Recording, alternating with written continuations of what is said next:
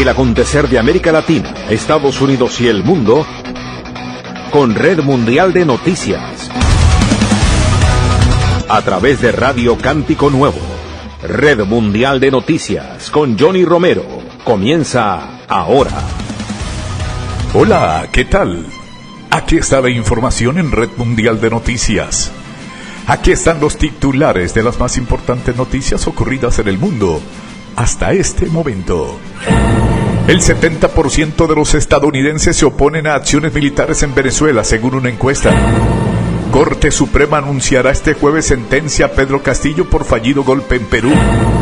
Tribunal de Brasil confirma detención preventiva de Bolsonaro por riesgo de fuga. Al menos 3.828 mujeres fueron víctimas de feminicidio en 2024 en Latinoamérica, según la CEPAL. Deportan a más de 200 guanajuatenses desde Estados Unidos.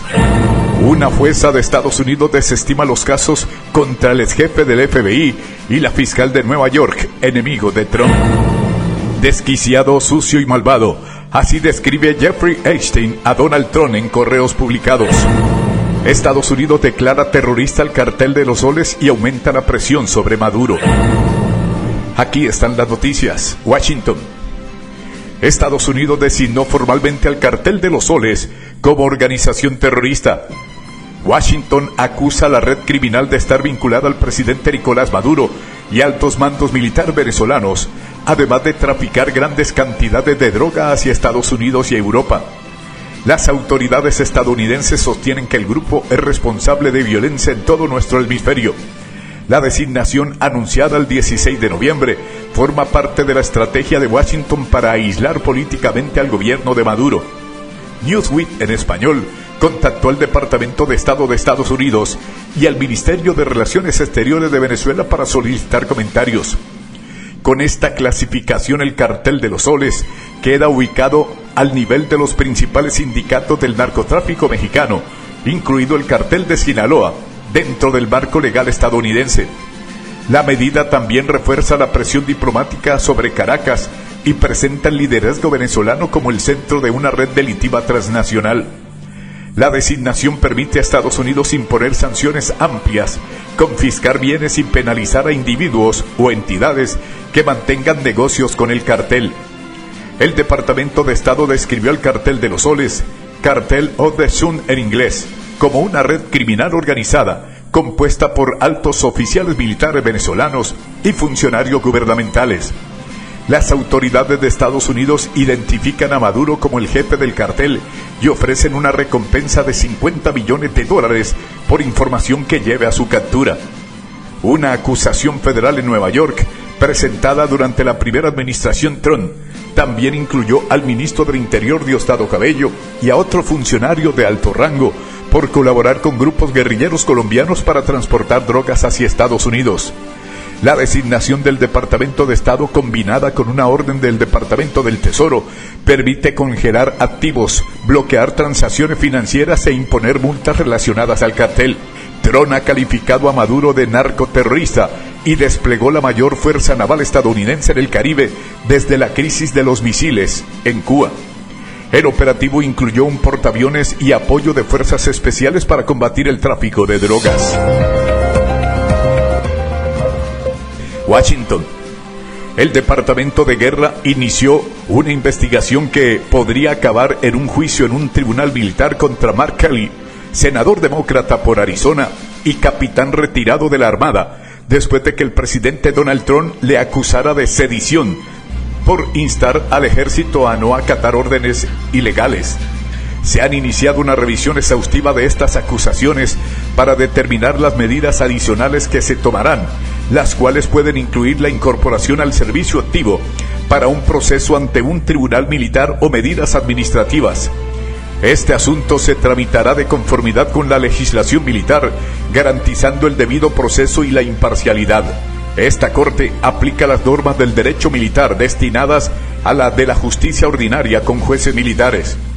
Kelly es uno de los 6 legisladores a los que Trump pidió arrestar después de que se publicara un video en el que piden al ejército que desobedezca órdenes ilegales dictadas por un mandatario. El video, publicado la semana pasada, Los 6 legisladores enfatizan que los miembros de las Fuerzas Armadas están obligados a defender la Constitución y a desobedecer órdenes ilegales, pese a que vengan dadas por Trump, que como presidente es comandante en jefe del ejército, aunque no especifican en ningún momento a qué órdenes concretas se refieren. Desde su retorno al poder en enero, Trump ha ordenado al ejército desplegarse en distintas ciudades del país, en su mayoría gobernadas por demócratas, con el argumento de aplacar disturbios que en su opinión están descontroladas y respaldados por la izquierda radical, un razonamiento considerado inválido por diferentes tribunales que han bloqueado estos despliegues. El Pentágono apuntó que los militares retirados siguen estando sujetos al Código Uniforme de Justicia Militar por los delitos aplicables y que por leyes federales que prohíben las acciones destinadas a interferir en la lealtad, la moral o el buen orden y la disciplina de las Fuerzas Armadas. Washington. El Congreso publicó recientemente un lote de correos electrónicos privados de Jeffrey Epstein que recibieron del patrimonio del delincuente sexual, en los que el magnate afirma que Donald Trump sabía lo de las niñas. Los correos electrónicos no divulgados previamente, publicados el miércoles por los demócratas del Comité de Supervisión de la Cámara de Representantes, datan de 2011 a 2019. Los republicanos de la comisión hicieron públicos miles de mensajes, incluidos correos electrónicos enviados y recibidos por Epstein y otras personas de su círculo, como sus abogados, periodistas, el escritor Michael Roth, el secretario del Tesoro Larry Summer y Deepak Chopra, entre otros muchos. Trump es mencionado repetidamente en los correos que Epstein enviaba y recibía antes de suicidarse en 2019. También hay correspondencia de su socia, Ghislaine Maxwell, declarada culpable en 2021 por tráfico sexual. En los correos electrónicos, la mayoría de los cuales están plagados de falta de ortografía y puntuación extraña en inglés, Epstein escribió que Trump sabía de las niñas y pasó horas en su casa con una víctima de tráfico sexual. Sé lo corrupto que es Donald Trump, escribió Epstein en otro mensaje, publicado en un lote de 20,000 documentos de los republicanos de la Cámara de Representantes. Trump no envió ni recibió ninguno de los correos electrónicos y el presidente no ha sido acusado de ningún delito. La serie de documentos se hizo pública antes de que la representante demócrata de Arizona, Adelita Grijalva, jurara su cargo ante el presidente de la Cámara de Representantes, Mike Johnson, el miércoles por la tarde tras semanas de retraso. Grijalva aportó la 218ª y última firma en una petición de aprobación de la gestión que forzará una votación sobre la divulgación de los llamados archivos de Epstein en poder del Departamento de Justicia.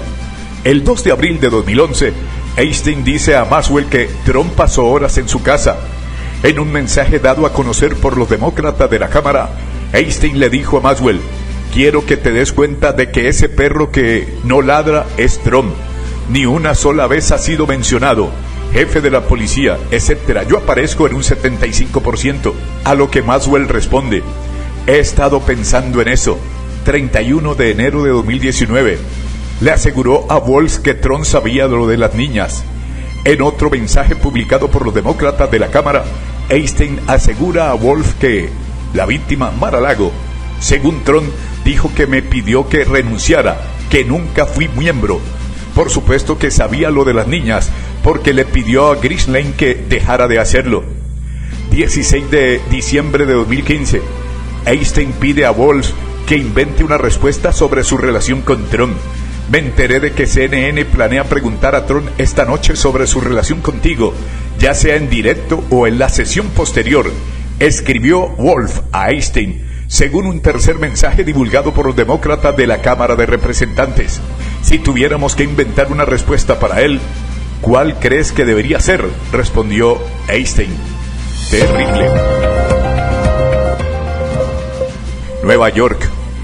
Una jueza federal de Estados Unidos desestimó los casos penales presentados contra el director del FBI, James Comey, y la fiscal general de Nueva York, Leticia James, dos destacados opositores al presidente Donald Trump. La jueza Cameron Currie desestimó ambos casos con el argumento de que la fiscal designada por Trump que presentó los cargos, Lindsey Halligan, fue nombrada de manera ilegal. Comey, de 64 años, fue acusado formalmente en septiembre de hacer declaraciones falsas al Congreso, en lo que muchos consideraron parte de una campaña de represalia del presidente contra sus oponentes políticos. James, de 67 años, una demócrata que procesó con éxito a Trump por fraude, fue acusada en octubre de un cargo de fraude bancario y otro de haber declaraciones falsas en una institución financiera. Ambas acusaciones fueron presentadas por Halligan, una fiscal inexperta que en el pasado fue abogada personal de Trump. La acusación contra Comey se produjo después de que el fiscal federal del Distrito Este de Virginia, Eric Schreiber, renunciara tras informar supuestamente a altos funcionarios del Departamento de Justicia que no habían pruebas suficientes para acusarlo. La fiscal general Pam Bondi reemplazó a Schreiber con Halligan, quien presentó el caso ante un gran jurado y obtuvo una acusación formal. Los principales fiscales federales generalmente deben ser confirmados por el Senado, y Currie dictaminó que Halligan fue nombrada sin seguir los pasos legales. El intento de la fiscal general de poner a la fiscal Halligan como fiscal interina de Estados Unidos para el Distrito Este de Virginia fue invalidado, dijo la jueza. Y dado que la señora Halligan no tenía autoridad legal para presentar la acusación formal, concederé la moción del señor Comey y desestimaré la acusación sin perjuicio, agregó. Currie falló de forma similar en el caso de James. La desestimación deja abierta la posibilidad de que los cargos se presenten nuevamente, aunque el plazo de prescripción en el caso de Comey podría haber expirado desde entonces. Otro crítico de Trump, su ex asesor de seguridad nacional, John Bolton, fue acusado de 18 cargos de transmisión y retención de información clasificada. Comey fue designado para dirigir el FBI en 2013 por el entonces presidente demócrata Barack Obama y fue despedido por el republicano Trump en 2017. Nueva York. La semana pasada, agentes del Servicio de Inmigración y Control de Aduanas de Estados Unidos, ICE, volvieron a realizar redadas contra vendedores ambulantes en Canal Street, Nueva York, arrestando a un hombre de África Occidental por presunta venta de productos falsificados. El incidente ocurrió tan solo 15 minutos después de que el Departamento de Policía de Nueva York realizara su propia redada contra vendedores. La redada del ICE tuvo lugar en Canal Street, cerca de Broadway, alrededor del mediodía del 22 de noviembre. El área es conocida como un centro de imitaciones de artículos de diseñadores como bolsos Louis Vuitton y Gucci. En cambio, los agentes de la policía de Nueva York afirman que se presentaron en el lugar alrededor de las 10 de la mañana para confiscar algunos de los productos que vendían los vendedores ambulantes. Según informes, los agentes aún se encontraban en el lugar cuando llegó el ICE, aunque no tenían conocimiento previo de que realizarían una redada. La redada de ICE resultó en el arresto de un hombre de África Occidental, un vendedor ambulante en Canal Street. Según una declaración de la secretaria de adjunta del Departamento de Seguridad Nacional, Tricia Maulaglin, al encontrarse con los agentes, el hombre corrió varias cuadras antes de tropezar, caer y resistirse al arresto. El 22 de noviembre, ICE llevó a cabo una operación específica en el Bajo Manhattan para arrestar a Doug Toll, un inmigrante ilegal de Senegal y un criminal con múltiples arrestos relacionados con el tráfico de mercancías falsificadas, se lee en el comunicado. Guanajuato, México. La gobernadora Livia Denise García Muñoz informó que de enero al 19 de noviembre del presente año, el gobierno del estado ha brindado atención a 1,142 personas migrantes, entre ellas 268 guanajuatenses con deportaciones detectadas a través de las oficinas de enlace en Estados Unidos, así como 874 personas retornadas al estado, incluidos 82 menores de edad incorporados a educación básica y servicio de salud. Durante el conectado con la gente, la mandataria afirmó que el fenómeno migratorio se ha vuelto más complejo por el endurecimiento de las políticas migratorias en Estados Unidos. Decidimos implementar el programa Migrante Quiero, que ha sido para nosotros muy satisfactorio porque permite apoyar a quienes regresan en situaciones difíciles, señaló. Por su parte, la secretaria de Derechos Humanos, Liz Esparza Frausto, explicó que el programa opera en 3 frentes de atención: Estados Unidos, Frontera y Guanajuato, a través de 4 oficinas de enlace en Los Ángeles, Chicago, Atlanta y San Antonio. Son extensiones del gobierno de la gente para quienes están del otro lado. Atendemos desde trámite de identidad hasta emergencias con consulados, puntualizó. Esparza Faustro detalló que estas oficinas cuentan con abogados, enlaces consulares y personal guanajuatense con amplia experiencia, lo que permite atender casos urgentes, agilizar citas y evitar extorsiones o desinformación. Además, en coordinación con el Instituto Nacional de Migraciones y INM, se gestionan traslados seguros desde la frontera para personas repatriadas. Muchos llegan sin documentos. Desde la salud, educación y trabajo, buscamos que se reincorporen con dignidad. Eso es lo que queremos para nuestras familias migrantes, señaló. Ciudad de México. La Fiscalía del Estado Mexicano de Zacatecas investiga la implicación de 4 policías estatales de San Luis Potosí, detenidos como sospechosos del hallazgo a escasos metros de 7 cuerpos sin vida en los límites territoriales de ambos estados.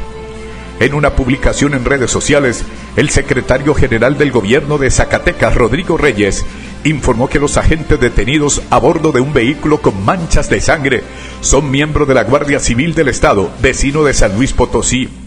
Los agentes son sospechosos de estar relacionados con este hallazgo, del que todavía se desconoce la identidad de los cadáveres encontrados.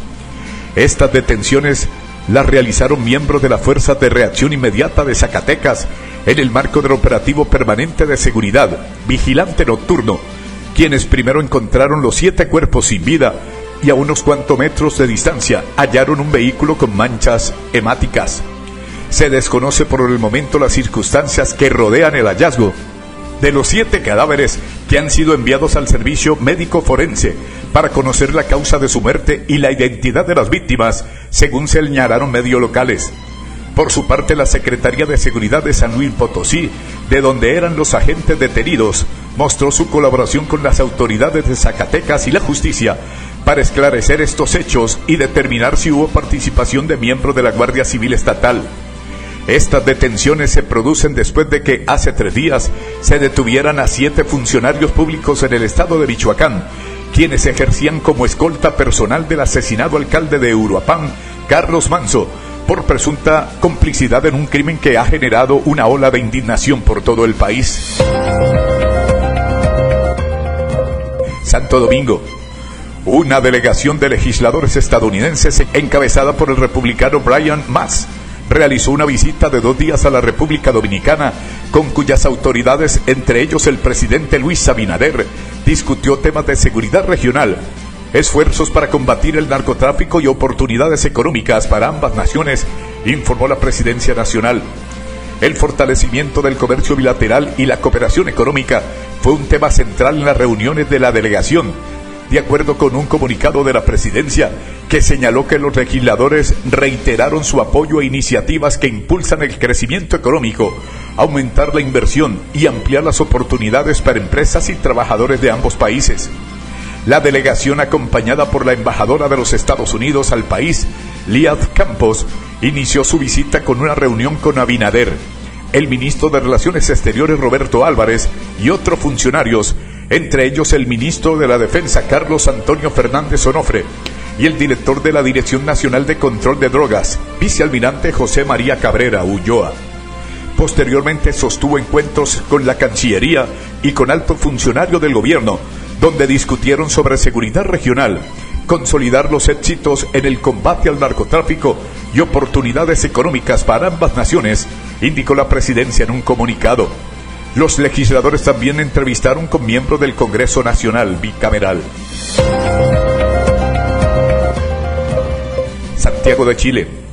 Al menos 3.828 mujeres fueron víctimas de feminicidio o muerte violenta por razón de género el año pasado en 26 países o territorios de Latinoamérica, informó la Comisión Económica para América Latina y el Caribe, CEPAL.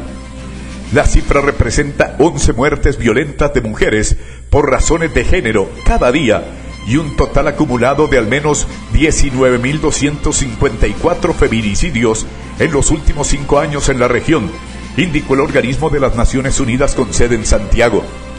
En el último informe del Observatorio de Igualdad de Género de América Latina y el Caribe, OIG de la CEPAL, el organismo explica que no es posible hacer comparaciones regionales debido a que cada año un número distinto de países reporta información oficial.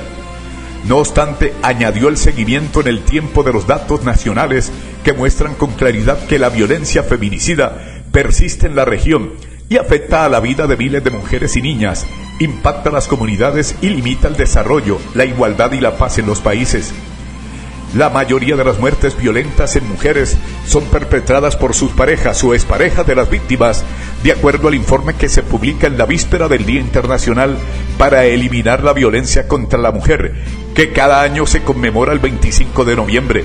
De los 17 países de América Latina con información disponible sobre feminicidio en 2024, 12 registraron una tasa igual o superior a una víctima por cada 100.000 mujeres, siendo Honduras el país que registró la tasa más elevada, 4,3, y Chile la más baja, 0,4. La prevención y eliminación del feminicidio no es asunto circunscrito a la seguridad pública, sino un objetivo urgente para el logro de la igualdad sustantiva de género y la sociedad del cuidado, señaló José Manuel Salazar Siranash, secretario ejecutivo de la CEPAL. Atención, Sao Paulo.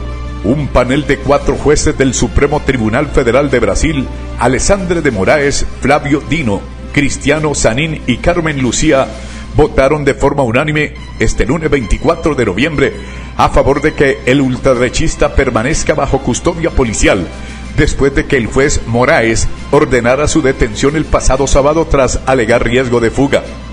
De esta manera, los 3 jueces restantes del Supremo se unieron a la decisión de Moraes, que puso fin a más de 100 días de arresto domiciliario.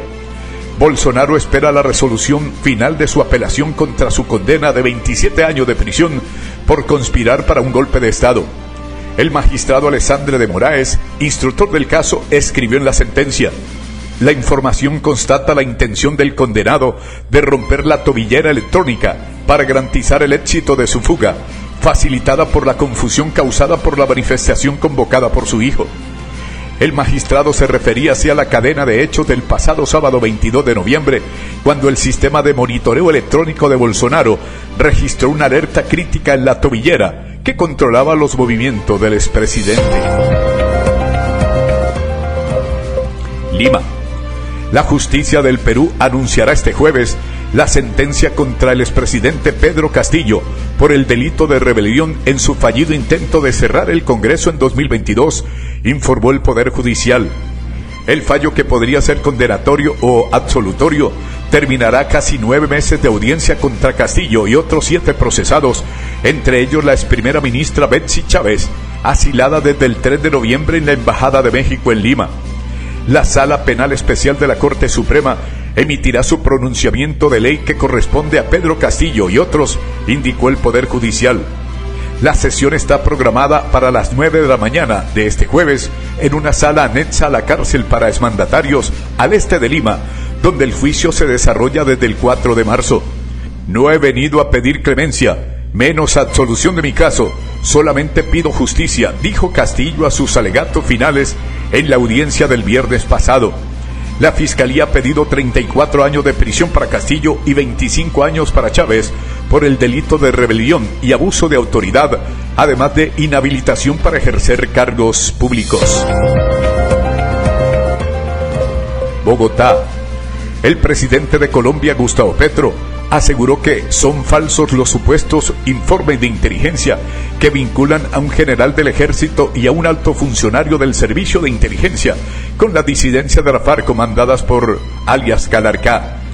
Puedo afirmar que las versiones de supuestos informes de inteligencia sobre el general Juan Miguel Huertas y el funcionario Wilmar Mejía son falsos, escribió Petro tras un inusual silencio desde la noche de ayer, cuando Noticias Caracol reveló una supuesta infiltración de la disidencia de la FARC en el ejército y un presunto apoyo de ese grupo a su campaña presidencial de 2022.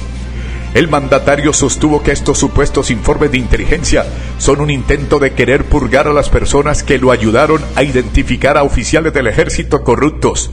No obstante, la investigación periodística citada no habla de informes de inteligencia, sino de comunicaciones entre alias Calarcá y sus subordinados sobre presuntos vínculos con agentes de seguridad del Estado.